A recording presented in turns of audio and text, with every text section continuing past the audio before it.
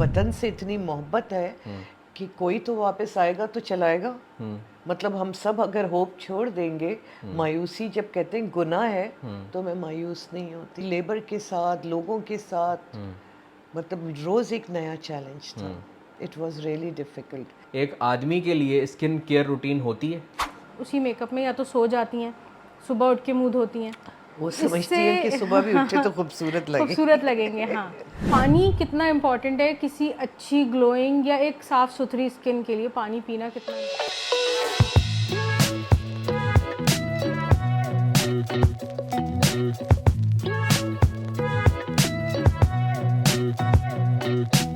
पार्टियों, आज मेरे साथ एक ऐसी शख्सियत हैं जिन्होंने जो मेन आप ये कह लें कि वुमेन एम्पावरमेंट कह लें, या आप एक कह लें कि इंस्पिरेशन कह लें, और इन्होंने अपना बहुत अर्ली स्टेज से, बहुत अर्ली एज में अपना काम स्टार्ट किया, और अब माशाल्लाह तबारकल्लाह इनका कराची के अंदर एक ज़बरदस्त किस्म का स्पा है।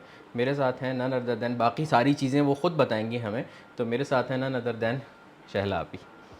Welcome to the podcast. Thank you. कैसी हैं आप? खैरियत से हैं? ठीक ठीक ठाक हैं?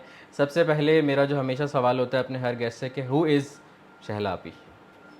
हूँ शैला भी, जिसे अल्लाह ने बनाया। माशाल्लाह। इससे बड़ी कि और क्या बात कर सकती बिल्कुल हूँ मैं। बिल्कुल। आप किस तरीके से आपने ये सारा काम स्टार्ट किया? आप अपनी अर्ली लाइफ के बारे में बताएं। क्या क्या सोच थी, क्या इंस्पिरेशन था? बस यहाँ से हम लोग टोरंटो मूव हो गए थे, जी। और बच्चे भी बहुत छोटे थे मेरे उस वक्त। मेरे ख्याल में 2000 की बात है। ओके। तो वहाँ चले गए थे, फिर वहाँ बच्चे स्कूल चले जाते थे, और मुझे ये होता था कि मैं भी कुछ कर लूँ। ऑफ कोर्स जब मैं वहाँ रह रही हूँ, जी। एक्सेप्ट कुकिंग वुकिंग, घर के तो सारे काम करते ही थे, बट मुझे ये था कि मैं भी कुछ सीखूं। और मुझे वैसे भी कुछ एस्थेटिक्स से बहुत लगाव था हमेशा से। तो फिर मैंने एस्थेटिक्स एकेडमी ज्वाइन की, फिर वो करते करते फिर मैंने एडवांस एस्थेटिक्स किया, फिर इलेक्ट्रोलिसिस के लिए मैं क्यूबेक मॉन्ट्रियल चली गई, साथ साथ बच्चे भी रखे, मियाँ भी रखा, सब कुछ किया। ओके। तो बस इस तरह होता गया, और फिर मैं माशाल्लाह जो कोर्स करती रही। बड़े लोगों ने ये कहा कि ये क्या पढ़ेगी, अब क्या पढ़ेगी, तो बच्चों के साथ है, शी कांट डू, फजूल में तुम पैसे ज़ाया कर रहे हो, टू माई हस्बैंड। और फिर वो एक ज़िद हो गई थी कि क्या मैं इतनी मतलब क्यों नहीं कर सकती मैं। तो वो मुझे प्रूफ भी करना था, और मैंने प्रूफ किया, और माशाल्लाह ऑनर्स से मैंने सारे कोर्सेज टॉप किया, माशाल्लाह। जितने भी आज तक किए। और फिर मैं यही सोचती थी कि मैं जब वापस जाऊंगी तो मैं कोई ऐसी चीज़ खोलूं, क्योंकि यहाँ जब मैं होती थी ये छोटे छोटे लोग, उस वक्त तो स्पा का कॉन्सेप्ट ही नहीं था। तो पार्लर्स होते थे और ब्यूटी सैलॉन्स होते थे, इस तरह की चीज़ें होती थी।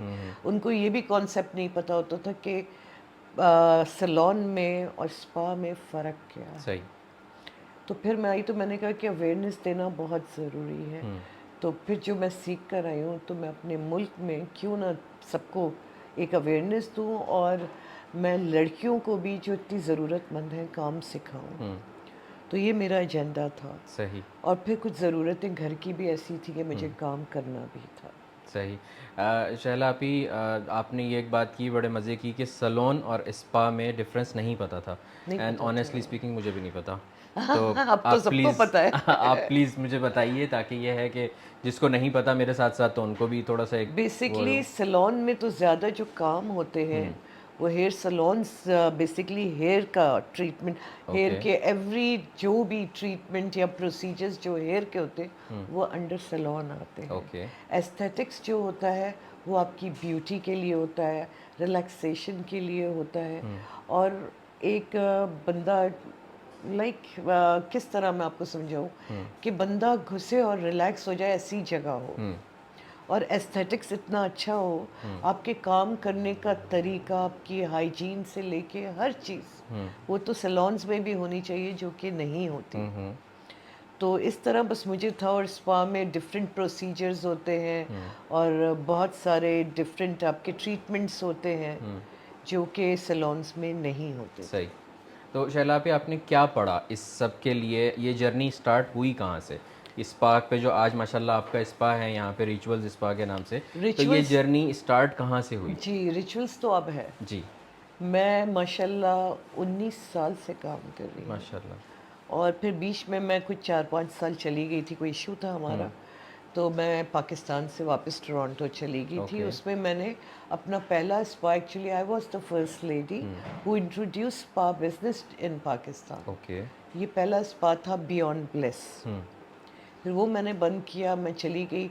अब मैं 5 साल बाद, 6 साल बाद वापस आई हूँ, कुछ इश्यूज थे वो रिजॉल्व हुए।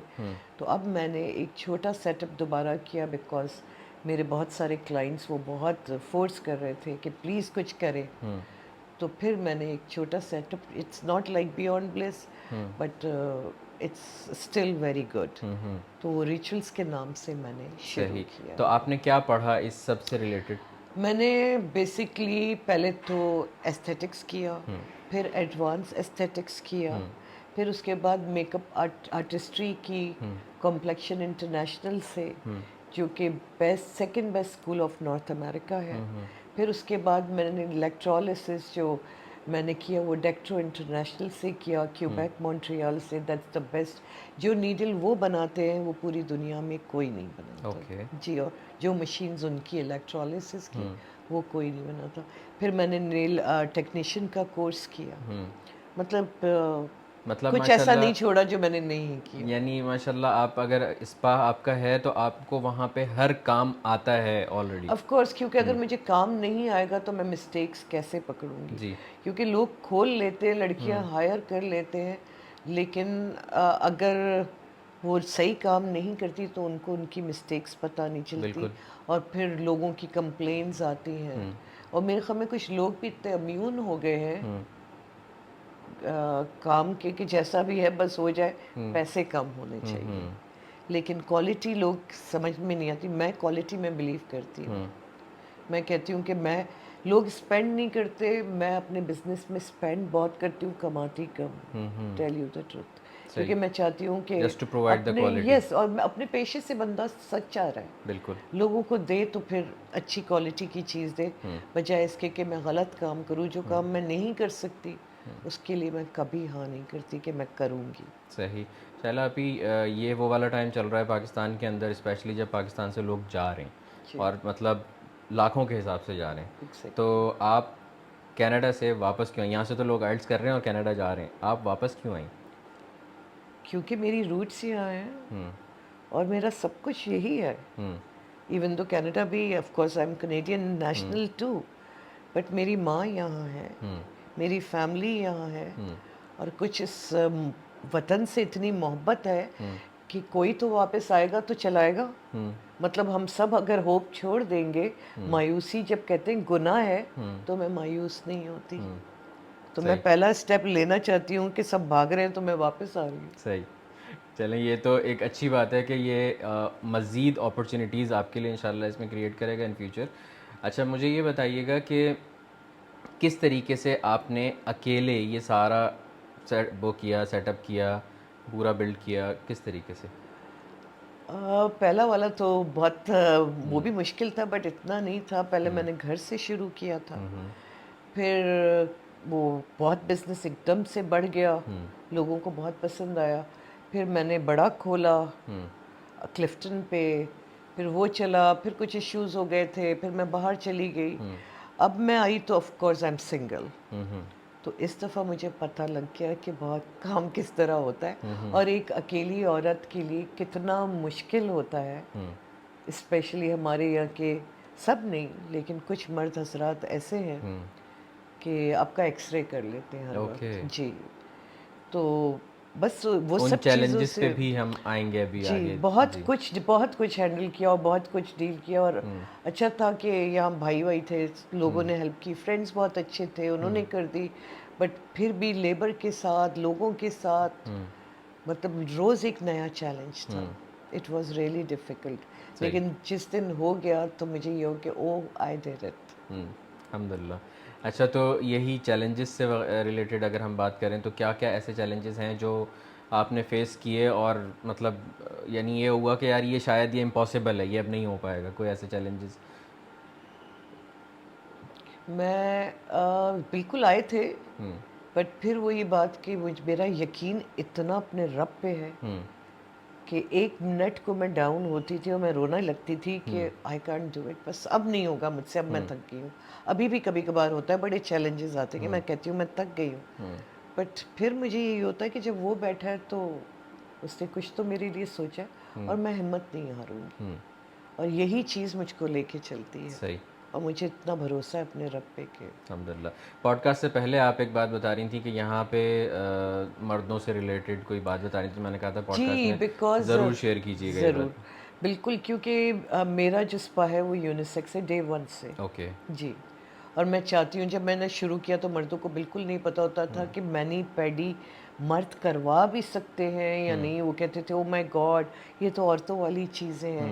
इट्स नॉट दैट, ये भी चीज़ें होती हैं, लेकिन अब मेरे ख्याल में शायद हमारे यहाँ कुछ जगहें स्पा के नाम से इतनी गलत खुल गई हैं कि ये चैलेंज मुझे बड़ा ऑकवर्ड लगता है कि जब लोग मुझे कॉल करते हैं अपॉइंटमेंट के लिए या क्या, उनको हम बताते हैं कि सर्विसेज हमारे पास फेशियल्स भी हैं, मैनी पैडीज हैं, हमारे पास ये भी है, तो आखिर में एक क्वेश्चन होता है कि क्या कुछ और भी है, अगर हम ज़्यादा पैसे दे दें तो कुछ और। तो ये चीज़ मुझे बहुत बुरी लगती है, और मैं लोगों से कहती हूँ फिर कोई और जगह ढूंढ लें, क्योंकि जिन बच्चियों से मैं काम करवाती हूँ मेरी बेटियों की तरह हैं। और ऑफ कोर्स मैं खुद भी अल्लाह को भी जवाब, मतलब लोग अच्छे लोग भी हैं, बट गंदे लोग भी बहुत जनरलाइज हैं। किया हुआ है कि अगर ये स्पा है तो इसके अंदर कुछ ना कुछ होता ज़रूर होगा। कुछ होगा तो ही हम जाएंगे, मतलब होगा तो पैसे दे देंगे, तो हर काम पैसे से ख़रीद लिया जाता है। मुझे ऐसा पैसा नहीं चाहिए जिसमें गंदगी हो, मुझे इज़्ज़त बहुत मैटर करती है बेसिकली। तो बहुत चीज़ें होती हैं जो कि मैं बोल भी नहीं सकती। ऑफ कोर्स आप समझदार हैं, समझ जाते होंगे।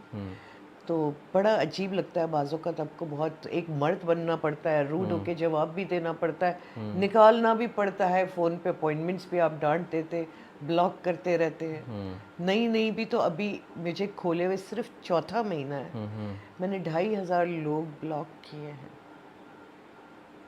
तो आप सोच सकते हैं कि क्या होता हो।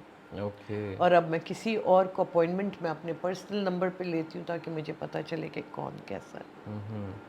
और मैं बहुत सिलेक्टिव लोग लेती हूँ, और अपॉइंटमेंट्स के बगैर नो नो वॉक-इन्स आर अलाउड, सवाल ही नहीं है। And the main reason for blocking the 2500 people? Because उनकी माइंड, उनके अंदर की जो गंदगी है, ऑफ कोर्स मैं नहीं चाहूँगी कि इस तरह की कोई भी कैटेगरी मेरे पास आए। ऐसी बहुत जगह है, उनको जाना है चले जाए, बट मैं नहीं, सही। I can't even think about it. खैर, तो आपकी इसमें रिचुअल्स स्पा में क्या सर्विसेज हैं? हमारे यहाँ सब के बारे में हमें बताएं जी, और डिटेल बताएं कि why to use these services, और वो सर्विसेज कितनी सर्विसेज का बताऊंगी। जो मेन हैं, जो आप लोगों का कंपेटिटिव हम लोग एडवांटेज है। हाइड्रा फेशियल्स कर रहे हैं, हम लोग फ्रेंच प्रोडक्ट है इजाबेल लॉन्ड्री, उसका फेशियल कर रहे हैं, फेशियल्स आर रियली गुड। और आजकल हाइड्रा फेशियल बहुत कॉमन है, हर आदमी कर रहा है, बट फिर वही चक्कर होता है कि करने का तरीका भी पता होना चाहिए। You don't have to use every tool in the machine। और चक्कर ये होता है कि अभी एक औरत आई थी, उसकी स्किन बहुत सेंसिटिव थी, और वो हाइड्रा फेशियल वो कहती मैं हमेशा करा रही हूँ, किसी डॉक्टर से करवा रही हूँ। आई एम सॉरी, लोग देख रहे होंगे, बट मुझे ये हैरत हुई कि डॉक्टर्स दे तो देते लड़कियों को, लेकिन दे शुड सी कि भाई उसका मतलब रिजल्ट क्या हुआ है, क्योंकि उसकी इतनी ब्रोकन कैपिलरीज थी, अगर आप उस पर मुस्तकिल सक्शन करते रहेंगे, डर्माब्रेजन करते रहेंगे, स्किन तो उसकी बिल्कुल डैमेज हो गई थी। तो लोगों को ये भी नहीं पता होता कि कौन सा टूल किस पे यूज़ करना है, कौन सी चीज़ किस पे करनी है। हाइड्रा फेशियल है तो क्या हर टूल आप सब पे यूज़ कर मतलब सकते वो हैं? उन्होंने एक स्टेप्स बनाए हुए कि 1 2 3 4 बस 5। ये सारी चीज़ें लगी हुई है जी, 7 in 1 है, तो जी सब टूल सातों के साथ यूज़ होंगे। मैं नहीं बिलीव करती, ओके। हर किसी पे नहीं होते, बाजों पे सातों हो सकते, लेकिन वेरी करता है skin to skin, skin condition क्या है। अगर सेंसिटिव है पहले तो आप उसको काम डाउन करें, उसके बाद आप दूसरी चीज़ पे जाएंगे। लोग स्किन टाइप्स को और स्किन कंडीशंस में भी कंफ्यूज हैं, उनको ये भी नहीं पता कि ये स्किन टाइप है या ये कंडीशन है। हर स्किन टाइप के ऊपर कोई भी कंडीशन हो सकती है, सेंसिटिविटी भी हो सकती है, डिहाइड्रेशन भी हो सकती है, सब कुछ हो सकता है, लेकिन वो सबको मिला देते हैं। तो इस चीज़ से बड़े लोग सफ़र कर रहे हैं। और बाज़ औक़ात ये होता है कि डर्माब्रेशन किया या काफ़ी चीज़ें होती, लेज़र कर दिया, आपको बताया नहीं कि जी आप सन ब्लॉक लगाएं, बता भी देंगे लगा लो यार सन ब्लॉक, भाई कितने SPF का लगाना, कितना करना है, क्या करना है। और दूसरी बात ये कि सन ब्लॉक आप लगा के, ये नहीं कि सुबह लगा लिया और रात तक वो चल रहा है, every 2 hours you have to apply again. Okay. जी, लोगों को ये भी नहीं पता था। जब मैं पाकिस्तान आई तो फर्स्ट टाइम मैंने ही टीवी पे ये बताया था, तो लोग बड़े हैरान हुए थे। इवन डॉक्टर्स दे अप्रिशिएटेड कि यार आपने बताया, नहीं पता था लोगों को। और डॉक्टर्स बेचारे इतने बिजी होते, वो प्रिस्क्राइब कर देते हैं, लोग कैसे यूज़ करते हैं उनको पता नहीं होता। अब जैसे आप ही, मैं एक आदमी हूँ, एक मर्द हूँ, तो मुझे, मेरे लिए तो वो एक सोप होता है, मैं उसी से मुंह धो लेता हूँ, ठीक है, ठीक मैं है, उसी से हाथ भी धो लेता हूँ, ठीक ठीक है। है।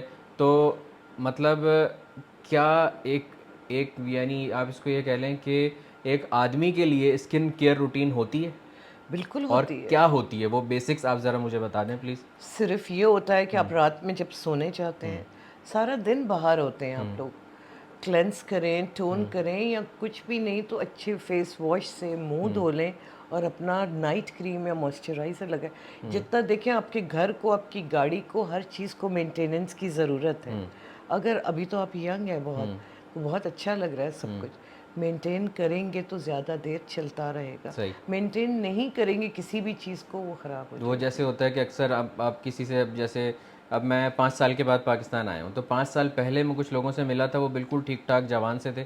5 साल के बाद में मैं उनसे मिला हूँ तो मतलब बहुत उनके फेस पे ऐसा लग रहा है कि पता नहीं ये बिल्कुल। 15-20 साल बूढ़े हो गए। जी, तो ये यही बिल्कुल। रीज़न है इसका। बिल्कुल यही है। और स्ट्रेस भी होता है, आपका डेली रूटीन कैसा है, और आपकी जॉब टाइप कैसी है, कि आप बाहर धूप में ज़्यादा काम कर रहे हैं, और फिर उससे एज स्पॉट्स आ जाते हैं, एजिंग जल्दी हो जाती है, स्मोकिंग करते उससे एजिंग जल्दी होती है, और उसके अलावा स्ट्रेसेस लाइफ में है, हेल्थ इश्यूज़ हैं, ये भी सब चीज़ें बहुत मैटर करती हैं। सही। हार्मोनल इम्बैलेंस है, उससे भी होता है। लोगों को ये भी नहीं पता। अब लेज़र करवाने जाते हैं, मेरे पास अगर कोई आए तो मैं सबसे पहले ये कहती हूँ कि पहले आप अपने हार्मोन्स का टेस्ट करवाएं, क्योंकि मुझे क्या है, मैं तो पैसे चार्ज कर लूँगी हज़ारों रुपए। जी इतने इतने हज़ार आपके इस एरिया के होंगे, फुल बॉडी करवाएंगे तो जी इतने हज़ार हो जाएंगे, मेरी तो जेब भर जाएगी। लेकिन ज़्यादती है जो पैसे दे रहा है उसको रिज़ल्ट ना मिले, वो बेचारे करवाते जाएंगे 6 सिटिंग्स 8 सिटिंग्स, उसके बाद वो दोबारा बाल यहाँ आ रहे हैं दोबारा, क्योंकि हार्मोनल इम्बैलेंस है। आप हार्मोन्स चेक ही नहीं करवा रहे तो लेज़र क्या काम करेगा? रूट कॉज ही नहीं पता आपको। उनको पता ही नहीं। सिर्फ मशीन चलाना एक काम नहीं होता। हम्म। तो आप अगर आप क्लाइंट से पैसे ले रहे हैं तो गलत पैसे ना लें, मेरे कहने का मतलब है पहले तो उनका पूरा टेस्ट वगैरह करवाएं कि वाकई लेज़र काम करेगा, तो आप करें। नहीं तो फिर पहले वो हार्मोन्स का ट्रीटमेंट करवाएं, जब वो नॉर्मल हो जाते हैं उसके बाद आप लेज़र करें। सही। सही। अच्छा आप ही ये बताइए कि स्किन से ही रिलेटेड, कि जो लेडीज़ हैं, अक्सर ऐसा होता है कि मतलब उनकी भी स्किन मतलब वो हो रही होती है, बहुत ज़्यादा ड्राई हो रही होती है या बहुत ज़्यादा रफ़ हो रही होती है, तो उसके लिए क्या किया जाए? अब एक ये भी एक कंडीशन है, स्किन ड्राई होना ठीक है, स्किन टाइप है, बट मुझे नहीं पता क्योंकि मैंने देखा नहीं है। जिस तरह आप बता रहे हैं मुझे, वो मुझे लग रहा है कि डिहाइड्रेशन है और फ्लेकी स्किन हो रही है, डेड सेल्स बहुत है, क्लेंस सही नहीं किया है, स्किन रिमूव नहीं किया, स्क्रब नहीं है। ओवर स्क्रब करने से भी आपको फ्लेकी स्किन हो जाती है, क्योंकि उसके बाद स्किन डैमेज हो जाती है। लोग रोज़ स्क्रब कर रहे हैं, दैट्स वेरी डेंजरस, नहीं करना चाहिए। आपको ये पता होना चाहिए कि कौन सा किस वक्त करना है। जी लिखा आ गया ये डेली स्क्रब है, आप डेली कर रहे हैं, स्किन थिन होती चली जाती है, स्किन डैमेज होती चली जाती, एक लिमिट तक तो डेड सेल्स आप रिमूव करते, स्क्रब्स यूज़ करते।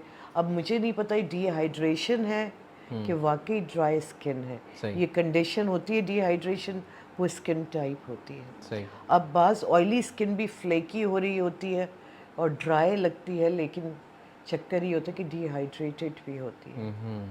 अच्छा, यही स्किन वगैरह से रिलेटेड ही जो नॉर्मली हम लोग जैसे जाते हैं किसी भी नाई की दुकान पे जाते हैं, उसको बोलते हैं भाई हमें फेशियल भी कर दे, किसी को शादी होती है तो फेशियल भी कर दे ज़रा अच्छा सा, उसने तो उसके पास चिपचिपा लाइन से जितनी क्रीम्स रखी हुई होती हैं वो बारी बारी सब क्रीमें लगाता है, उसके बाद एंड में एक तौलिया से साफ़ करता है, बोलता है जाओ छुट्टी होगी। ये होता है, ये लिटरली होता है कि जो जितनी क्रीम्स होती हैं उसके पास वो लगा देता है। इसके बारे में क्या कहेंगे, और असल फेशियल मैं होता कहूँगी क्या है वो प्लीज़ अपने बताइए। ऊपर रहम करें। जी।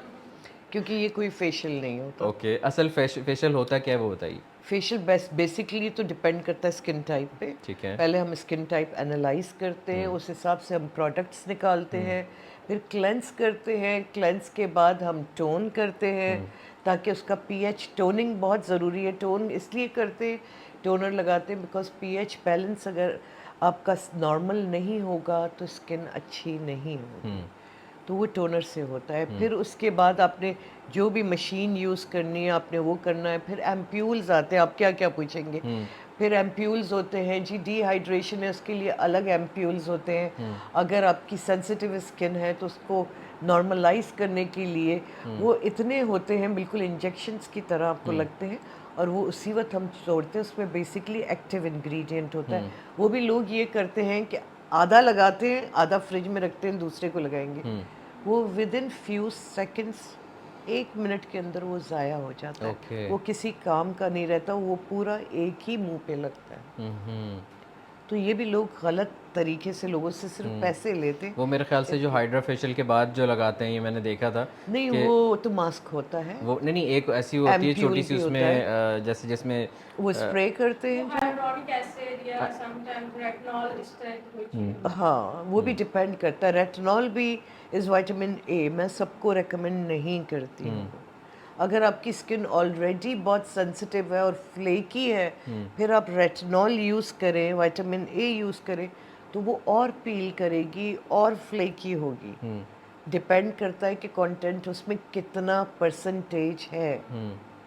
ये भी बहुत ज़रूरी होता है देखना। अवेयरनेस बहुत ज़रूरी है लोगों को यूज़ करने से बिल्कुल पहले, ये पता हो बिल्कुल कितनी क्वांटिटी आपने यूज़ करनी है, किस टाइम जी। पे यूज़ करना है। और किस तरह यूज़ करना है, क्योंकि अगर आपकी बहुत ड्राई हो रही है, फ्लेकी हो रही है, तो आपको 1 दिन का गैप देना पड़ता है, 2 दिन का गैप देना पड़ता है। ये नहीं कि डेली डेली डेली डेली आप वही चीज़ करें। तो आपको हर चीज़ तरीके से करनी है। इस तरह तो अगर आप कहेंगे तो सुबह हो जाएगी, मेरे पास इतनी चीज़ें। मैं फिर मैं आपको पैरों का बताऊं, सॉरी। प्लीज़। लोग आते हैं, हम लोग पेडिक्योर्स करते हैं। मुझसे एक क्लाइंट अभी बहुत नाराज़ होकर चले गए बिकॉज़ वो पेडिक्योर करवाने आए, बल्कि एक डॉक्टर साहिबा भी आई थी, उनको फंगस था। मैंने कहा कि आई एम सॉरी, आप डॉक्टर के पास जाइए। एक तो खुद डॉक्टर थे, दूसरी चीज़ ये कि जो क्लाइंट एक मर्द हजरात आए थे, वो भी पेडिक्योर्स करवाते हैं। उन्होंने कहा जी मैं ये बड़ी जगह है, उधर से पेडिक्योर, आप मेरा पेडिक्योर क्यों नहीं कर। मैंने कहा क्योंकि फंगस है, फंगस इज़ कंटेजियस। मैं आपका पाँव डिबो देती हूँ, वो टप बेकार हो जाता है, और उसके बाद उसके लिए कितने केमिकल्स, कितनी चीज़ें, मुझे फिर भी मैं सेटिस्फाई नहीं होंगी क्योंकि उसमें फंगस के जर्म्स रह सकते हैं। मैं दूसरे आदमी को कैसे दे दूँ ये चीज़। मैं कभी भी नहीं लेती जब तक मैं पाँव खुद चेक नहीं करती हूँ कि कोई ऐसी चीज़ तो नहीं है जो कंटेजियस है कि दूसरे को ट्रांसफ़र ना हो। यहाँ ये है कि बड़ी बड़ी जगहें लोग जा रहे हैं, वो फंगस काटते चले जाएंगे, काटते चले जाएंगे। इवन इन ग्रोन नेल्स उसको काट काट के साइडों से कि जी चुभ रहा है, दैट्स वेरी रॉन्ग। नहीं काटते साइड से, उसकी बाकायदा ड्रेसिंग होती है। नाखून को आपको स्ट्रेट फाइल करके और उसको जितना यू साइड से काटते जाएंगे वो पीछे से इनग्रोन होता है। उसके अंदर फिर कॉटन की फिलिंग होती है, उसको ट्रेन किया जाता है कि वो सीधा ग्रो करे। एक गलत कट करने से आपके इनग्रोन्स हो जाते हैं। पाँवों में भी इतने इश्यूज हैं, तो वो नाराज़ हो गए, कहेंगे चला लिया आपने बिजनेस, बोल दें अपनी मैडम को कि वो चला लिया बिजनेस। मैंने कहा कोई मसला नहीं, मैं क्योंकि अपने काम के साथ इतनी सच्ची हूँ, मैंने गलत काम ही नहीं करना, मैंने किसी और को तकलीफ देनी ही नहीं है। आते हैं हमारे पास, मैं एक वाहिद हूँ पूरे पाकिस्तान में जिसके स्पा में मेडिकल हिस्ट्री फॉर्म्स होते हैं। ओके। लोग कहते हैं, आज कोई आए थे, उन्होंने कहा क्या निकाह कर रहा हूँ जो भरूँ और साइन करूँ। मैंने कहा आपकी मर्जी है, नहीं भरेंगे तो आप चले जाएं, हम्म, बिकॉज आपकी हेल्थ के लिए अच्छा है। मैं कोई मशीन यूज़ कर रही हूँ, आपको पेस मेकर लगा हुआ है, आपको कुछ लगा हुआ है, आपको झटका लग जाता है, करंट आता है, जाहिर है होता है, बहुत चीज़ों में हम यूज़ करते हैं। हम ऑफ कोर्स जब लिफ्टिंग भी करते हैं करंट पास होता है। मुझे पता तो हो कि आपकी बॉडी में कोई इम्प्लांट तो नहीं है, कोई मेटल इम्प्लांट नहीं है, डेंटल इम्प्लांट तो नहीं है, आपके मुंह में ये जायका होगा मेटल का, हर चीज़ डायबिटिक तो नहीं है, ताकि मैं आपके लिए और ख्याल से काम करूं। मुझे कितने उस नफलों का सब लोग नाराज़ हो जाते हैं, कहते क्यों भरवा रही है, आपको हमारे मेडिकल से क्या है? तो समझा समझा के जो समझ जाता है भर जाता है, नहीं तो चले जाते हैं। मैं कहती हूँ कोई नहीं, क्योंकि बेवकूफ़ है, मैं उनके लिए ही सोचती हूँ, मैं अपने लिए थोड़ी सोचूंगी। मैं पेपर क्यों वेस्ट कर रही हूँ इतना छपवा के कि आप भरें, और मैं पहले पढ़। बीपी हाई, अगर हम मसाज कर रहे हैं स्टिमुलेशन होती है, स्टिमुलेशन से बीपी और हाई होता है। कैंसर पेशेंट है, ट्यूमर्स हैं, अगर कैंसर पेशेंट को हम मसाज करें तो स्टिमुलेशन से और गड़बड़ हो सकती है। बहुत चीज़ें हैं, लोग नहीं समझते। तो ये सारी डिटेल पता होना भी बहुत ज़रूरी है ना। तो मैं तो उसके बगैर ले ही नहीं सकती ना। कल आपको कुछ हो जाए तो मेरे गले पड़ जाएंगे। आपको एलर्जी है, उसमें लिखा है भाई बता दो। आपका खून कैसे जमता है, प्लेटलेट का मुझे पता हो कि भाई ऐसे तो नहीं, हीमोफेलिया तो नहीं है, ऐसा ना हो कि कहीं कट लग जाए, कभी कुछ हो जाए, खून बंद नहीं हो रहा, तो कोई गलत चीज़ें तो नहीं पूछ रही, अल्लाह माफ़ करे कि क्या है। तो शादी का क्यों पूछ रही कि शादी है नहीं है, भाई इसलिए पूछ रहे हैं। अगर औरतें हैं तो बताएं शादी है कि नहीं है, उनके हार्मोन्स में प्रॉब्लम है, मर्दों के हार्मोन्स का प्रॉब्लम है, बच्चे कितने हैं, बच्चे नहीं हैं, हमें तो उनका भी सोचना है। ये हर सारी चीज़ उस ट्रीटमेंट से हिसाब पहले से लाजिम है। स्किन पे भी तो आती है ना, अफेक्ट होता है। ये तो नहीं होता कि आप वही 16 साल की हैं या टीन एज में आपकी शादी। मैं तो पूछूंगी ऑफ कोर्स, मुझे तो नहीं है, एज नहीं बताते तो ना बताए।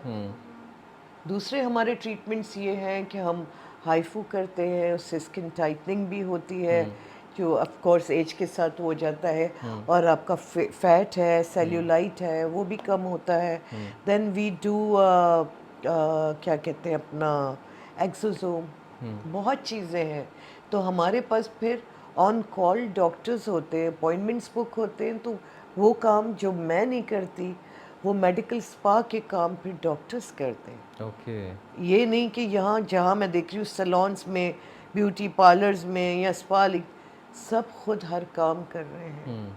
पी आर पी बी जी, ब्लड ड्रॉ किया, प्लाज्मा निकाला, टक टक टक, सब मैं भी कर सकती हूँ। But we are not allowed to do injectables.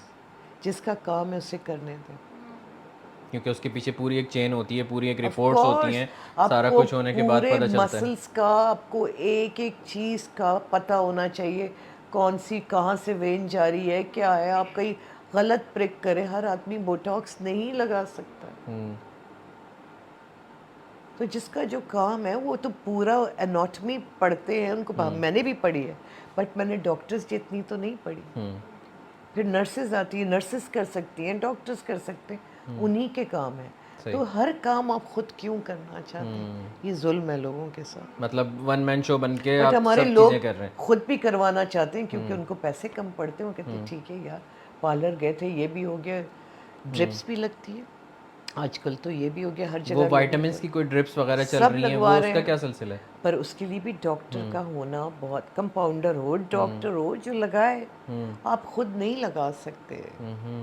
हम लोग भी लगाते हैं, बट उसके लिए फिर डॉक्टर आती है, वो लगाती है हमारे पूरे टेस्ट वगैरह होने के बाद फिर ऑफ पता कोर्स, चलता है। हर चीज़ ऐसे नहीं। सही। आप ही यहाँ पे मैं आपसे ये बोलना चाहूँगा कि आगे आपसे जो skin related, hair fall related, ये सारी चीज़ें हैं, मैं एक मर्द हूँ, आपको पता है कि भाई ये साबुन से मुंह धोया, कभी कभार वही साबुन हम सर पे भी लगा लेते हैं, चलता है, ठीक है। तो ये सारी डिटेल्स आपसे कंटिन्यू करेंगी नम्मो, सारे सवाल कर करके बिल्कुल डीप में जा जाके, क्योंकि इनको अच्छे तरीके से अंदाज़ा है। तो ये पहली दफ़ा हमारे पॉडकास्ट में हो रहा है कि बीच पॉडकास्ट के अंदर होस्ट चेंज हो रहा है, क्योंकि टॉपिक जो है वो पूरा ख़वातीन वाला आ रहा है। नमो जी।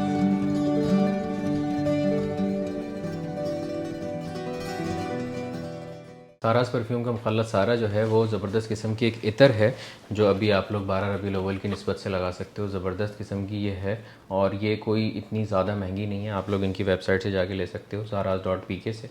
इसकी प्राइस 1800 रुपये है लेकिन 20% डिस्काउंट के बाद 1600 रुपये में मिल जाएगी। सलमान इमदाद की जगह मैं आ चुकी हूँ, आप लोगों की होस्ट। Welcome to the Salman Imdad podcast. और शहला आपी, इनसे बहुत कुछ सुन के और सीखने को भी मिल रहा है मुझे भी। लेकिन अब आपसे, आप लोगों की जो प्रॉब्लम्स हैं उससे रिलेटेड हम इनसे सवाल करेंगे। तो आपी, आपने भी थोड़ी देर पहले सन ब्लॉक के बारे में या सनस्क्रीन के बारे में बताया था। तो मैं ये पूछना चाहूँगी कि लोगों को ये लगता है कि हम जब बीच जाएंगे या हम बहुत सनी डे में या समर्स में जब हम हॉक्स भी जाएंगे तो हम सन ब्लॉक लगाएंगे। तो इसमें कितना गलत है ये सोच कि सिर्फ जब आप बीच जाएंगे या सन के नीचे जाएंगे तो सन ब्लॉक लगाएंगे या सनस्क्रीन लगाएंगे? नहीं, मेरे ख्याल में तो सिर्फ उधर तो बहुत ज़रूरी है ही, बट वैसे भी रोज़ ज़रूरी है। आप घर से बाहर निकलते हैं, ना भी निकले, इवन बाज़ औक़ात आपके घर में बहुत धूप आ रही होती है, खिड़कियाँ कुछ इस तरह की होती हैं, तो उधर भी आपको लगाना चाहिए। बिकॉज़ जहाँ भी सनलाइट इतनी तेज़ आ रही है या सनलाइट रेज़ जो आती हैं बेसिकली वही आपकी स्किन को डैमेज करती हैं।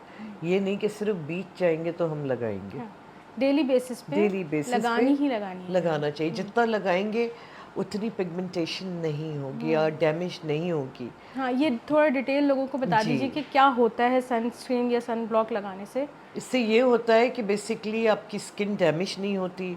एक तो सन बर्न्स नहीं होते, बाज़ लोग बहुत सेंसिटिव होते हैं, जल्दी हो जाते हैं। और दूसरी चीज़ ये कि आपके एक सन डैमेज जो स्पॉट्स होते हैं, ब्राउन ब्राउन से 8 स्पॉट्स होते हैं, वो पड़ जाते हैं। पिगमेंटेशन होती है, अक्सर आप देखें छाइयाँ पड़ जाती है, बट उसमें भी फ़र्क है।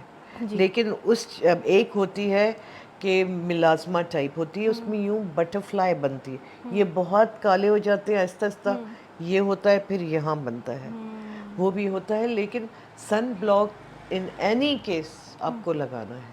अगर ये सब चीज़ें हैं तो मज़ीद और बचाने के लिए अगर आप प्रोटेक्ट नहीं करेंगे तो और ख़राब होती जाएगी। और अगर आप शुरू से मेंटेन करते रहेंगे तो काफ़ी पिगमेंटेशन में, 8 स्पॉट्स में, सनबर्न्स में आपको बहुत फ़ायदा मिलेगा। और मेरे ख़्याल में डेली रूटीन में आपको ये कर ही लेना चाहिए। मॉइस्चराइज़र लगाया, इट्स अ बैरियर, बैरियर के ऊपर आपने सन ब्लॉक करवाया, फिर आप मेकअप करें, कुछ करें, लेकिन 2 घंटे बाद कोशिश करें कि दोबारा आप लगा सकें। ना हर 2 भी हो, घंटे बाद? हाँ, हर 2 घंटे बाद। घर के अंदर नहीं, बट स्पेशली जब आप बाहर निकलें या घर में कुछ ऐसी विंडोज़ है कि हर वक्त तेज़ धूप आ रही है, तो फिर उसमें तो आपको लगाना ही है। बहुत ज़रूरी होता है, बहुत ज़रूरी होता है। और इसके अलावा एक प्रॉब्लम जो लड़कियों में होती है, अक्सर शादियों में गई, पार्टीज़ में गई और जाके आने के बाद उसी मेकअप में या हल्का सा बस सिर्फ एक पानी से रिंस किया, फेस को वॉश किया और उसी मेकअप में या तो सो जाती हैं, सुबह उठ के मुँह धोती हैं। वो समझती है कि सुबह भी उठे तो खूबसूरत लगे, खूबसूरत लगेंगे, हाँ। या मैंने ये चीज़ भी सुस्ती फेस भी की, होती है हाँ। लोगों को। बट अगर इतनी सुस्ती है या इतना इशू है तो साइड टेबल पे, अगर हिम्मत नहीं है, बाज़ वक़्त थक जाता है बंदा, साइड टेबल पे सिर्फ वेट वाइप्स रख लें, उसी से साफ़ कर लें। वो तो बहुत ज़रूरी है। अगर कुछ करें, अव्वल तो मैं कहूँगी क्लेंस करें, टोन करें, फेस वॉश से वॉश करें, लेकिन इतना डिटेल में नहीं जाए तो वेट वाइप से साफ़ करके, फेस वॉश करके, अपनी नाइट क्रीम लगा के सो जाएं। बस इतना तो कर सकते हैं। और ना करें तो वाइप तो कर ही दें। नहीं लगानी आपने तो आप सिंपल मॉइस्चराइज़र, कोई भी मॉइस्चराइज़र लगा सकते हैं, कुछ तो लगा लें। लेकिन अगर ऑयली स्किन है तो उसके लिए भी ऑयल फ्री प्रोडक्ट्स आपको लगाने होंगे। ये नहीं कि जी ऑयल बेस्ड आपने लगा लिए तो उसका मुंह कोई और क्रीम काला या हो कोई जाएगा। लोशन ऑयल बेस्ड है जो आपने लगा लिया, बिल्कुल, तो उससे और ऑयली हो जाएगी ऑयली स्किन। हो जाएगी। क्यों? बेसिकली जो ये मेकअप रिमूव करने वाली एक टेक्निक है, ये ज़रूरी क्यों है? इसलिए कि ये सारा आपके स्किन में एब्जॉर्ब होता है, आपके पोर्स क्लॉग हो जाएंगे। जी। आपके जब पोर्स क्लॉग होंगे तो अंदर बैक्टीरिया होगा, और आपका ऑयल भी, जो अगर ऑयली स्किन है वो भी ट्रैप हो जाएगा। हर चीज़ ट्रैप हो जाती है ना, सील हो जाता है, सील हो जाती है बिल्कुल, तो हवा भी नहीं लग रही। और ख़ास तौर पे यहाँ के कराची के जैसा इन्वायरमेंट है, जितनी डस्ट है तो बिल्कुल। पोर्स का तो मैं समझती हूँ हर 2 घंटे बाद पोर्स क्लीन कर लेने चाहिए, किसी तरह बहुत क्लेंजिंग ज़्यादा कर लेनी ह्यूमिड चाहिए। है, बहुत ज़्यादा। आप देखें इवन जो बसें वसें चलती हैं उनमें से भी धुएं गाड़ियों से निकल रहे होते जी हैं, बिल्कुल। तो बहुत ज़्यादा होता है। मतलब आप जितना ख्याल करेंगे आपके लिए अच्छा है, और नहीं करेंगे तो फिर हमारे पास आएंगे। वो तो वैसे भी आना चाहिए। अच्छा, एक चीज़ जो ख़वातीन बहुत ज़्यादा कमेंट्स भी करती हैं और डीएम करके भी पूछती हैं कि आप मुझसे भी पूछती हैं, जबकि मेरा कोई इतना ख़ास स्किन केयर रूटीन मैं शो नहीं करती अपने व्लॉग में या दिखाती नहीं हूँ, फिर भी पूछती हैं कि आप क्या स्किन केयर रूटीन बता दें, मॉर्निंग स्किन केयर रूटीन बता दें, नाइट स्किन केयर रूटीन बता दें। तो आप व्यूअर्स को जो ख़वातीन देख रही हैं उनको ये बताइए कि वो सिंपल बिल्कुल बेसिक घर में क्या कर सकती हैं मॉर्निंग रूटीन में, स्किन केयर में और नाइट में। मॉर्निंग में भी वही रूटीन है और नाइट में भी वही है। सिर्फ रात में थोड़ी हम थिक क्रीम लगाते हैं। वही होता है कि सुबह उठे, मैं कहती हूँ अव्वल तो मेकअप तो रात में आपने रिमूव करना है, मेकअप के साथ कभी नहीं सोना। वो आप रिमूव कर लें, हिम्मत नहीं हो रही तो वेट वाइप से ही पोंछ लें। मेकअप रिमूवर्स होते हैं ना, वाइप्स होते हैं, वेट वाइप्स, वो साथ रख के उससे पोंछे और क्लीन करके फिर आप वॉश करना चाहें तो बड़ी मेहरबानी आप कर लें। आपके लिए अच्छा हो जाएगा। जी। और फिर आप अच्छा मॉइस्चराइज़र लगाएं। अगर नाइट क्रीम आपको लगता है कि बहुत थिक है, उसूलन तो नाइट क्रीम ना रात को लगाना अच्छा होता है, बट नहीं तो डे एंड नाइट की एक बीच की भी होती है जो दोनों पे आप लगा सकते हैं। ज़रूरी नहीं कि अलग नाइट हो और अलग डे क्रीम हो, तो वो आप लगा लें। और फिर सुबह उठ के भी वही है कि आपने मुंह तो धोना है, फेस वॉश से मुंह धोया, मॉइस्चराइज़र लगाया, अपना सन ब्लॉक लगाया, उसके बाद और काम करें। सही है। अच्छा, एक और सवाल जो मेरे जहन में है करने के लिए वो ये सिरम्स, जो आजकल हम सिरम्स आ गए, विटामिन सी सिरम्स हो गया या और हाइलोरॉनिक एसिड वगैरह है, रेटिनॉल का भी आपने बताया कि रेटिनॉल जो है वो इतना ज़्यादा एसिडिक होता है कि आप उसको उसमें विटामिन ए है ना, जी। तो वो आपकी स्किन को पील करेगा, ड्राई, एंटी एजिंग होता है। बट फिर भी हाउ टू यूज़ इट और परसेंटेज क्या है, सबसे पहली बात तो ये होती है। और हाइलोरॉनिक जो है वो तो ऑफ कोर्स इट्स बेस्ट, वो तो सबके लिए अच्छा, हाइड्रेशन के लिए, हर चीज़ के लिए। सही। और इसके अलावा हाँ, पिगमेंटेशन, प्लाज्मा पिगमेंटेशन जो होती है एक, जो बहुत मिलाज़मा, ही हाँ हाँ बहुत ही डार्क स्पॉट्स आ जाते हैं। जी जी, ये बटरफ्लाई बनती है बेसिकली, यहाँ शुरू होता है या यहाँ शुरू होता है, फिर नाक पे आना शुरू होता है, तो आप देखिए ये बटरफ्लाई बन जाती और है। अगर किसी को ये प्रॉब्लम हो रही है तो इमीडिएट क्या है कि वो क्या उसका सोल्यूशन है? उसका तो यही है कि आप फिलहाल तो उसको मतलब वो लगाएं, सन ब्लॉक वगैरह अपना डेली रूटीन है, लेकिन उसके लिए लेज़र पे जाना पड़ेगा। फिर उसके लिए डॉक्टर से रुजू करें कि वो देखें कि इसको किस तरह। अभी तक एज सच इसका कोई इतना इलाज नहीं है। इसमें यह है कि जैसे आपको स्ट्रेस होता है, स्ट्रेस के साथ ये ज़्यादा बढ़ेगा। जी। ये भी होता है। बाज़ लोग कहते हैं कि जी मिसकैरेज हो गया, उसके बाद हो गया। बाज़ों को प्रेगनेंसी में शुरू होता है, हार्मोन्स ऊपर नीचे। अभी तक उसका सही रीज़न पता नहीं चला कि क्यों होता है, लेकिन अब सुना है कि लेज़र आया है जो इसको कंट्रोल कर रहा है, और कुछ प्रोडक्ट्स है। क्योंकि मैं डॉक्टर नहीं हूँ, जो चीज़ मेरे हाथ की है मैं उस तक तो नहीं, तो मैं रेफ़र कर देती हूँ किसी अच्छे डॉक्टर को, आप चले जाओ वहाँ। तो ये सबसे ज़रूरी है कि आप डॉक्टर से कंसल्ट कर लें सबसे पहले, बिल्कुल, कि अगर क्योंकि आपको इतना बिग इशू आप आ किसी रहा के है। पास जा भी रहे हैं जो काम उसका नहीं है, तो उसे उसी वक्त बता देना चाहिए कि जी मैं ये कर रही हूँ लेकिन इससे फ़र्क नहीं पड़ेगा। अगर आप करवाना चाहते हैं हम अच्छा फेशियल कर देंगे, लेकिन यू हैव टू, अगर पिगमेंटेशन का इशू है, इतनी डीप जो है, मिलाज़मा है और बहुत तरह की और है, तो फिर डॉक्टर के पास आप जाएं, लेज़र ट्रीटमेंट्स लें। लेज़र ट्रीटमेंट जी, उसका मतलब फाइनल जो है सोल्यूशन जो है वो उसका लेज़र ट्रीटमेंट हाँ। है। और आप ये भी घर में मुझे नहीं क्रीमें पता लगा कि के उसको उससे सही नहीं कर सकते। कितना अरसा वो सही रहता है, बट उसको भी मेंटेन करते रहना पड़ता होगा तो ही वो रहेगा, क्योंकि मिलाज़मा दोबारा दोबारा आ जाती है। जी। शैला आपी, मैं स्किन से रिलेटेड इसलिए इतने सवाल कर रही हूँ क्योंकि वाकई में ख़वातीन जो हैं वो अपनी ख़ास तौर पे फेशियल स्किन को और ओवरऑल स्किन के लिए सवालात बहुत आते हैं। तो पानी कितना इम्पोर्टेंट है किसी अच्छी ग्लोइंग या एक साफ़ सुथरी स्किन के लिए? पानी पीना कितना इम्पोर्टेंट है? पानी तो सिर्फ स्किन के लिए नहीं, आपकी पूरी बॉडी बॉडी के के लिए लिए, बहुत ज़रूरी है, आपकी किडनीज के लिए, हर चीज़ के लिए। नहीं नहीं भी तो कम से कम 12 ग्लास, 10-12 ग्लास तो मैं कहती हूँ पी लिया करें। ना भी पिए 8-9 पी लें, सही। 6 तो पी लें। लोग तो कुछ पीते भी नहीं है, लोग सिर्फ ड्रिंक्स पी रहे होते हैं, तो उससे स्किन पे बड़ा फ़र्क पड़ता है। ऑफ कोर्स स्किन हेल्दी रहती है आपकी, आप जितना पानी पीते, बट इतना भी नहीं कि 4-4, 5-5, 6-6 लीटर आप लगे हुए जी पानी पीना है, पानी पीना है। बट ऑफ कोर्स इतना तो है कि आप 8-10 ग्लास तो पी लिया करें दिन में। सही। और एज अ एक्सपर्ट आप क्या कहेंगी कि जो एक काइंड ऑफ होम रेमेडीज़ होती हैं या टोटके होते हैं या जो एक घरेलू आप ये होता है ना मुल्तानी मिट्टी लगा ली, अर्क गुलाब लगा लिया, मैं ऐसी ये कोई चीज़ नहीं बताती हूँ, नहीं बताती नहीं हैं? बताती हूँ, क्योंकि मैं बास चीज़ें अगर मैं बताती भी हूँ तो मैं कहती हूँ कोकोनट ऑयल। मैं अभी तक अपनी स्किन पे सिर्फ कोकोनट ऑयल लगाती हूँ और कुछ भी नहीं। प्योर कोकोनट ऑयल होता है और वो आपके लिए एंटीसेप्टिक भी है और हर चीज़, ऑयली स्किन के लिए भी अच्छा है। लोग कहते हैं तेल लगा ले, इनफैक्ट बेस्ट क्लेंजर भी है coconut best oil, olive cleanser oil. भी है। ऑलिव ऑयल थिक होता है, तो वो वो पोर्स में रह जाता हाँ है। हाँ, ओके। तो ये है। लेकिन अगर रेमेडी एलोवेरा वगैरह बहुत अच्छी चीज़ें हैं, अगर एलोवेरा वाकई तो स्किन प्रोडक्ट्स जी में बहुत वो ज़्यादा बहुत होता है। है। हाँ। अगर फ्रेश है सिर्फ वो भी आप तोड़ के और उसमें से निकाल के अपने फेस पे भी लगाते हैं, दैट्स रियली गुड, वो अच्छा है।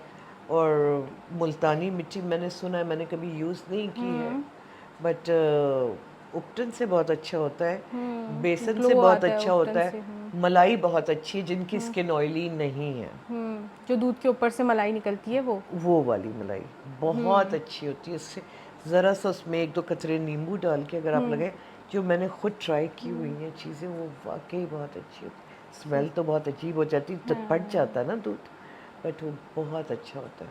उससे जिनकी स्किन बहुत ड्राई है और अजीब सी हो रही होती है, बट ऑयली स्किन वाले ना लगाएं।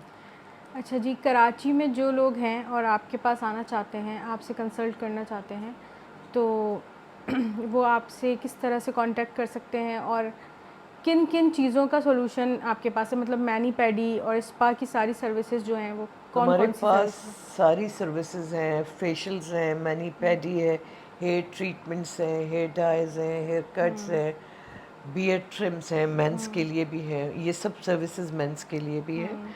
और उसके अलावा स्क्रब्स हैं, फुल बॉडी स्क्रब्स हैं आपके, जो है क्या कहते हैं, प्रोटीन ट्रीटमेंट्स अलग होते हैं, एलोवेरा के अलग ट्रीटमेंट्स होते हैं। मतलब इतने हैं कि अगर मसाजेस पे भी आप जाते हैं जी। तो मेरे पास 20-25 तरह के मसाजेस हैं। एरोमा थेरेपी अलग होगा, हॉट स्टोन अलग होगा। पाकिस्तान में हॉट स्टोन एरोमा थेरेपी लाने वाली भी मैं सबसे पहली औरत थी। अच्छा, तो माशाल्लाह। विची शावर्स और ये और वो, ये सब चीज़, इसमें मेरे पास विची शावर नहीं है, अदरवाइज बहुत वो जल्द मैं हाइड्रा। और मान शैला आपी के सैलून में स्पा में आपको दिखेंगे। एनी टाइम, बिल्कुल भी, वहाँ मोर का देन व्लॉग भी वेलकम, बनेगा बहुत जल्द। मोर देन और वेलकम। कोई क्वेश्चन? हेयर फॉल जो एक बहुत बड़ा मसला है। हेयर फॉल में एक तो देखें कितना हेयर फॉल है, वो भी देखना पड़ता है, उसके लिए भी टेस्ट होते हैं। थायराइड का प्रॉब्लम ना हो, हार्मोन्स का प्रॉब्लम ना हो। थायराइड जो है वो सबसे ज़्यादा, वो बहुत हेयर फॉल अफेक्ट करता हेयर है। फॉल अच्छा। डिपेंड करता है। और फिर दूसरी चीज़ ये होती है कि अब एक्सोसोम आ गया है, प्योर प्लासेंटा का जो बनता जी। है, वो अगर करवाएं तो उससे वो साल में एक इंजेक्शन लगता है। मतलब बाल में जिस तरह हम पीआरपी भी, हेयर पीआरपी भी करते हैं, ये सब चीज़ें हमारे पास होती हैं। डॉक्टर्स आते हैं करने, वो अपॉइंटमेंट लें, वो करेंगे आपको। तो एक्सोसोम इज़ रियली गुड, तो उससे वो करवा वाकई वाकई फ़र्क लेकिन पड़ता है। हेयर फॉल के लिए सबसे पहले बट आपको ये फिर देखना पड़ेगा। अगेन कि पहले आपकी रिपोर्ट्स, हाँ, कि किस वजह से हेयर फॉल है। हाँ, अगर बहुत एक्सट्रीम पे हो रहा है तो किस वजह से हो रहा है। किस वजह से, क्योंकि आपकी जड़ तो पकड़ी जाए ना। उसके अगर लिए थायराइड ज़रूर का इशू है, अगर थायराइड की दवाई नहीं खा रही हैं, तो दूसरी चीज़ कैसे हम सही कर सकते? रूट बिल्कुल ऐसे कॉज ही तो सही कर लेना। बिल्कुल ऐसे ही है। आपका मेडिकल चेकअप बहुत ज़रूरी है, क्योंकि हर चीज़ इंटरकनेक्टेड है। ऐसा नहीं है कि स्किन और बाल बिल्कुल अलग हैं और अंदर कुछ और है और बाहर कुछ और चल रहा है। सब चीज़ें एक दूसरे पे ही डिपेंड करके चलती हैं, इसलिए मेडिकल एग्जामिन होना बहुत ज़रूरी है। आपके ब्लड टेस्ट वगैरह एक आध चीज़ ही पता चले, बाज़ों का पॉलीसिस्टिक ओवरीज होती है, उससे हेयर ग्रो होता शुरू हो जाता है। लोगों को लड़कियों को नहीं पता होता, पास पेरेंट्स को भी नहीं पता होता। तो मैं तो पहले यही कहती हूँ, क्योंकि साइन नज़र आ जाते हैं कि क्यों बाल निकल रहा है बच्ची को। थ्रेडिंग करवा लेंगी, वैक्सिंग करवा लेंगी, लेकिन आगे भी तो इश्यूज होंगे। बिल्कुल, जब शादी होगी, बच्चों में इश्यूज होंगे। ये तो पहले टेस्ट तो करवाए। हो सकता है पॉलीसिस्टिक ओवरीज हो सकता है कोई और प्रॉब्लम हो, तो वो रूट कॉज आप शुरू में ही पकड़ लें ना। ये तो चीज़ें होंगी, लेकिन अंदर का तो पहले सही हो। और इंटरनली आप मेडिसिन वगैरह लेते रहें, साथ में ट्रीटमेंट्स भी ये वाली फिर वो करवाते रहें, अफेक्ट तो भी करेंगी ना करेंगी वो ज़्यादा जल्दी। बिल्कुल। सही। शैला, आप ही आपने बताया था आप मेकअप आर्टिस्ट भी हैं, तो आपके मैं स्पा में अब नहीं। अच्छा, तो स्पा में मेकअप वगैरह भी करवा सकते हैं? हमारे पास वो भी सेशंस मेकअप भी होते आर्टिस्ट आते हैं, वो करते हैं। मैं पहले करती थी, आज से 15 साल पहले लगा, 10 साल 12 साल पहले। बट फिर मेरे बैक में बहुत सीवियर इशू हो गया और सर्वाइकल। अब मैं नहीं करती किसी के ऊपर, पहले मैं जस्ट करती because of standing all the time, झुकने से। और फिर सर्वाइकल इशू था, लोअर बैक का बहुत बुरा इशू था। तो फिर टोटली डॉक्टर ने मना कर दिया था। तो फिर मैं कभी भी नहीं, अपने ऊपर कर लूंगी, लेकिन दूसरों लेकिन के आपके ऊपर स्पा में होता है, अगर Of कोई course, मेकअप करवाना चाहे वो तो बुकिंग पे होता है। अगर बुकिंग है तो फिर मेकअप आर्टिस्ट ब्राइड्स वगैरह भी तैयार करते हैं वो आप सब कर लेते हैं, सब कर लेते हैं। सिर्फ यही होता है कि पहले हमें 10-15 दिन पहले, अगर पार्टी मेकअप करवाना है वो तो 2 दिन पहले भी हम अपॉइंटमेंट करवा। ब्राइड्स के लिए कम से कम महीना डेढ़ पहले बुकिंग करवाते हैं, प्री बुकिंग्स हो जाती हैं। सही है। बोटॉक्स रिलेटेड पूछ सकते हो ना कि क्या उसके पॉजिटिव पॉइंट्स हैं, क्या नेगेटिव पॉइंट्स हैं, हर एक के लिए है या नहीं? हाँ, क्योंकि ये मैं डॉक्टर नहीं हूँ तो मैं कैसे बताऊंगी। जो आपका एक्सपीरियंस है उस हिसाब से बता सकते हैं। हाँ, कुछ भी पूछ लो। अच्छा, इसमें मेरी बहुत ज़्यादा रिसर्च नहीं है ये बोटॉक्स वगैरह के अंदर फिलर्स जो डल रहे हैं, वो मैंने सिर्फ वीडियोस में देखा है। और अगर सच बताऊं तो मैं थोड़ा ओल्ड स्कूल टाइप का मेरे थॉट प्रोसेस है, तो मुझे वो अच्छा नहीं लगता, देख के समझ नहीं आता कि ये क्यों करवा रहे हैं लोग। क्यों करवा रहे हैं? बेसिकली देखो, मैं तुम्हें दिखाऊं, हालांकि मैं इस पे हूँ, आई डोंट माइंड, क्योंकि मेरा काम ही ये है। जी। मेरा ये एक्सीडेंट हुआ था जब मेरा बेटा होने वाला था, कार एक्सीडेंट। तो ये पूरा मेरा फेस सन स्क्रीन से लगा था, विंड स्क्रीन से, और वो फट गया था। जी। 80-90 की स्पीड पे ड्राइवर चला रहा था और मैं प्रेग्नेंट थी। तो ये जब मुझे लगा, ये पूरा मुंह मेरा फट गया था। बट कुदरत की शान देखे, ये उसी वक्त स्टिच लगे थे, नहीं तो ये खुल के पुतला बाहर था। ये अभी भी आप देखेंगे इस आंख में इसमें फर्क है, स्कार है या, और ये थोड़ा मोटा है। और ये इसका प्रॉब्लम ये है कि मुझे बोटॉक्स करवाना पड़ता है, नहीं तो ये मसल बिल्कुल डैमेज हो चुका है। तो हर टिश्यूज़ जो है बिल्कुल, ये मैं 4 महीने छोड़ूंगी, उसके बाद ये आँख यूँ हो जाएगी। तो इसको पुल करने के लिए, लिफ्ट देने के लिए मुझे इधर हर सूरत लगवाना पड़ता है। इवन दो सर्जरी हो चुकी है, लेकिन फिर भी तो ये तो आपकी एक सिचुएशन है कि आपकी एक कंडीशन है जिसकी वजह से आपको करवाना पड़ता है। हाँ, आपकी फाइन लाइंस हैं, लोग चाहते हैं, तो व्हाई नॉट। बट बहुत ज़्यादा जो प्लास्टिक बना देते हैं, वो जो लिप्स भी बहुत ज़्यादा एक्स्ट्रा, और लोग मुस्कुराते हैं, आप मेरा एक्सप्रेशन नहीं जाएगा, लोगों का एक्सप्रेशन चला जाता है। वो आंखें मुस्कुराएंगे लेकिन ये यूं ही रहेगा स्ट्रेट। That's wrong. हर चीज़ का एक तरीका और सलीका होता है। लेकिन बास क्लाइंट्स इतने जिद्दी होते हैं, नहीं और लगा दे, नहीं ये कर दे, नहीं होंठ और मोटे कर दे। ये मैं तो नहीं करती हूँ, डॉक्टर साहिबा करती हैं। बट मैं वही कहती हूँ कि नेचुरल चीज़ नेचुरली होती है। ज़रूर करवाएं, ऑफ कोर्स अपने आप को मेंटेन करें, अच्छा लगता है, लेकिन ओवरडू करना भी बहुत बुरा लगता है। अब सबकी अपनी चॉइस। और मैंने देखा है हमारी बॉलीवुड एक्ट्रेस जो हैं, उन लोगों ने कुछ ऐसी ये बोटॉक्स वगैरह करवाया हुआ है, फिलर्स वगैरह लिप्स के जो होते हैं, ये की शक्ल बदल जाती है, आप पहचान नहीं सकते कि ये पुरानी वाली है या नई वाली है, कौन है। बहुत ज़्यादा हो जाता है, बहुत। इवन अब तो थ्रेड वर्क्स बहुत अच्छे आ रहे हैं, वो भी बहुत अच्छे होते हैं, लेकिन कौन कर रहा है और किस तरह कर रहा है, ये डिपेंड करता है। आपको सही डॉक्टर मिलना चाहिए, हर आदमी नहीं कर सकता है। क्योंकि हर चीज़ का एक तरीका होता है, और अगर उसकी ट्रेनिंग सही नहीं है और आप सस्ते के चक्कर में आप चले तो जाते हैं और काम सही नहीं होता, और उसमें फिर डिफॉर्म हो जाता है, कोई चीज़ कैसी हो जाती, आपकी शक्ल अजीब लगने लगती है। सही। मेरा ख्याल है ओवरऑल हमने जो बेसिक चीज़ें सब थी वो कुछ ही सब पूछ पूछ ली हैं। तो इन लोगों के लिए कोई ख़ास आपकी एक एडवाइस हो, ख़ास तौर पे लेडीज़ के लिए, यंग लड़कियों के लिए, वो आप देना जो चाहती हैं वो दे दें। अब मैं तो सब बच्चियों से यही कहूँगी कि प्लीज़ अपने आप को अच्छा रखें, और अल्लाह मियाँ ने आप सबको, इस दुनिया में हम किसी को नहीं कह सकते यार ये अच्छा नहीं, जी, सब खूबसूरत, सब खूबसूरत। इस रब की हर चीज़ बनाई हुई खूबसूरत है।